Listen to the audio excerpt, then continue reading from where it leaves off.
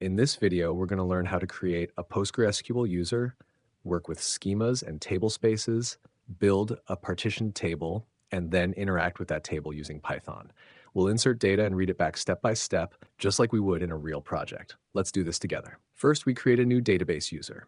This user will represent our application user and will be the one connecting from Python later on.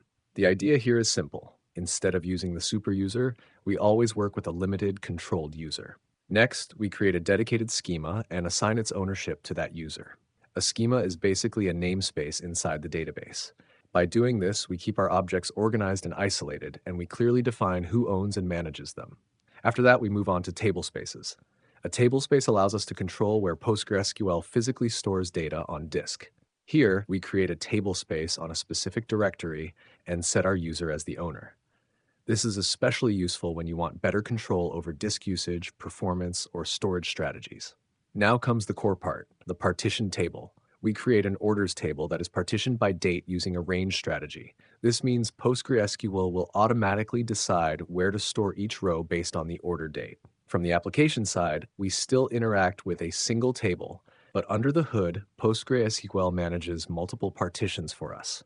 Then we define two partitions, one for orders in 2024 and one for orders in 2025. Each partition has its own date range and is stored in the same tablespace. This setup gives us better performance and cleaner data organization, especially as the table grows. Once the structure is ready, we handle permissions. We grant our user the ability to read from and insert into the tables in this schema, and we also give access to the sequence that automatically generates IDs. This step is critical. Without the correct permissions, our Python code won't be able to insert data.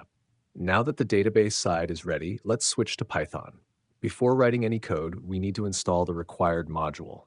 We do this using pip so that Python can communicate with PostgreSQL.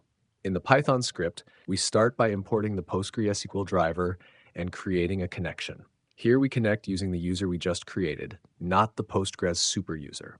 We also enable auto commit mode, which makes sure our changes are immediately saved without manually managing transactions. Next, we create a cursor. Think of the cursor as our control panel for sending commands to the database and receiving results. Now we insert data into the partition table. Even though we insert into the main table, PostgreSQL automatically routes each row to the correct partition based on the date.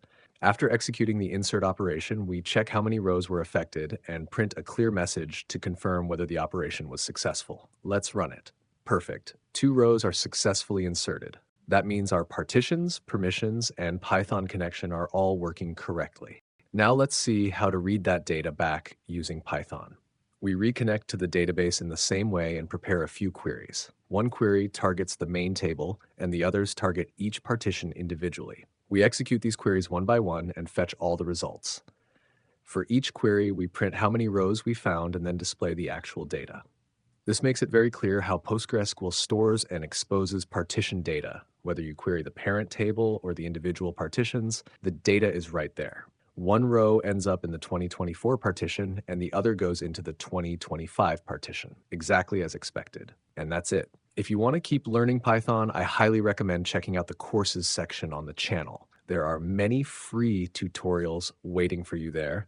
And if you'd like to support the channel, you can join the channel and subscribe. Keep learning, keep building, and I'll see you in the next video.